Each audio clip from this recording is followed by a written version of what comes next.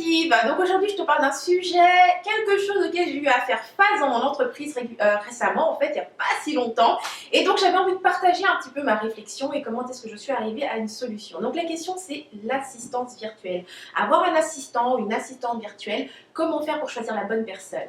La première fois que ça t'arrive, que tu te dis que j'aurais besoin d'engager quelqu'un, j'aurais besoin de travailler avec quelqu'un, c'est pas évident, tu vois, parce que tu sais pas exactement comment choisir les personnes avec lesquelles travailler. Donc en tout cas, moi je vais te partager exactement ce que moi j'ai fait et je suis passée par différents stades avant d'arriver vraiment, je dirais aujourd'hui, à la solution qui marche de manière excellente pour moi. Ok, donc la première, en fait finalement je les ai vraiment regroupées en trois questions qui vont t'aider à faire en trois questions. Donc je les ai regroupés en trois questions qui vont te guider dans ta réflexion pour vraiment prendre la meilleure décision quant à la personne avec laquelle tu vas travailler. Okay, donc, question numéro 1, c'est simplement de choisir une personne qui connaît déjà ton travail. Okay, donc, est-ce qu'elle connaît mon travail? Est-ce qu'elle connaît les logiciels que j'utilise? Est-ce qu'elle sait comment utiliser certains logiciels d'infographie ou bien la newsletter, modifier quelque chose sur le site web? Est-ce qu'elle connaît ton travail? Je sais que quand j'ai commencé, j'ai eu d'autres personnes qui m'ont assisté en fait dans mon travail pour différentes raisons. Parce qu'elles étaient tout simplement inspirées par mon travail, parce qu'elles avaient envie d'apprendre, peu importe. Elles ne connaissaient pas réellement mon travail. Et souvent, quand on commence, on va un peu se retrouver avec des personnes justement qui ne connaissent pas notre travail. Le problème, c'est qu'il fallait absolument que je lui apprenne tout. Tu vois, que je lui apprenne comment utiliser mon site web, comment faire pour entrer la newsletter, comment, et elle ne savait absolument rien. Et donc ça, c'est pas efficace. Donc, la deuxième question à te poser, c'est quelles sont ses références? Parce que tu vas voir qu'une fois que tu fais une recherche parmi des professionnels, des assistantes professionnelles, eh bien, tu vas voir qu'il y en a plusieurs qui ont l'air de se qualifier. Et je dans ce qu'elles savent faire, ça semble être bon. Alors, comment est-ce que tu vas prendre une décision? Choisis des personnes qui ont des références, qui ont des témoignages clairs sur leur site web.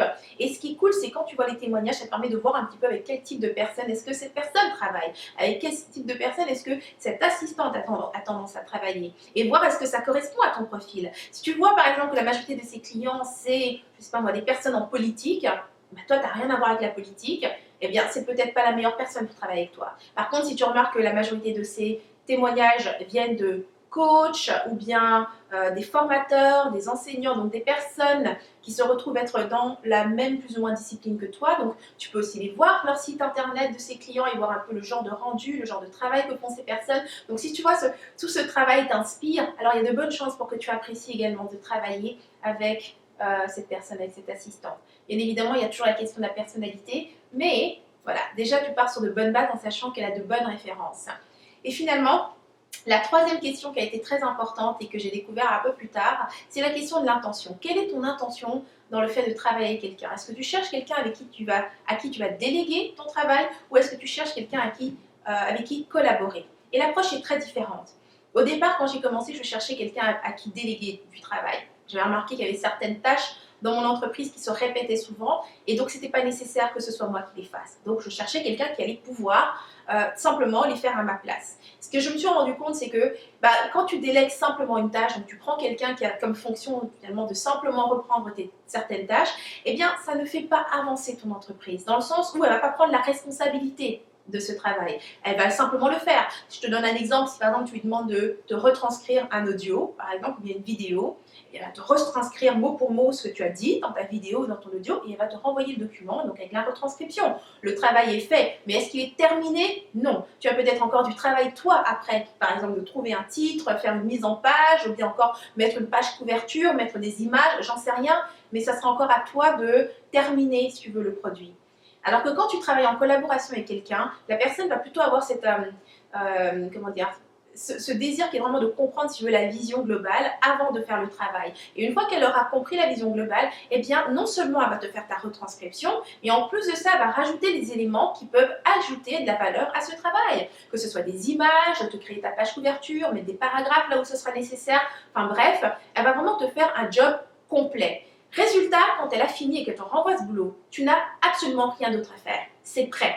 Et ça, je t'avoue que ça fait vraiment toute une différence. C'est toute la différence entre avoir quelqu'un à qui tu délègues un boulot et un travail, une personne avec qui tu collabores. Alors, maintenant que je t'ai donné vraiment les 3 points au niveau de la réflexion, c'est-à-dire de toujours choisir une personne qui connaît le travail, qui a des références et de choisir une collaboratrice ou un collaborateur plutôt que quelqu'un à qui tu délègues un job.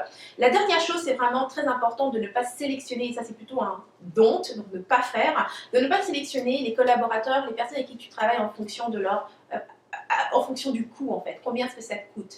Parce que rappelle-toi toujours quand tu es la bonne personne, donc le bon collaborateur, il va ramener énormément de valeur à ton entreprise. Et ça, il faut toujours garder ça en tête, c'est que quand tu fais des transactions par rapport à ton entreprise, ce n'est jamais en termes de dépenses, mais en termes d'investissement.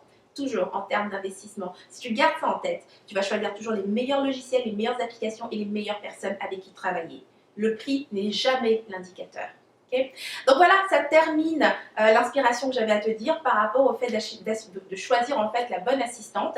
À présent, j'aimerais savoir toi, dans les commentaires, est-ce qu'il t'est arrivé, est-ce que tu t'es déjà retrouvé dans la situation où tu as besoin d'engager quelqu'un, que ce soit un stagiaire, un employé ou tout simplement une assistante comme moi? Si c'est le cas, de quelle manière est-ce que toi tu t'y es pris pour faire le bon choix, pour choisir la bonne personne qui allait travailler avec toi? Partage-moi ça dans les commentaires, j'adorerais savoir de quelle façon est-ce que ce processus s'est déroulé pour toi. Donc, ça termine la capsule. Si tu as aimé l'inspiration, tu cliques sur j'aime et tu partages autour de toi. Tu veux d'autres inspirations comme celle-ci, rejoins-moi sur rebellecreative.com.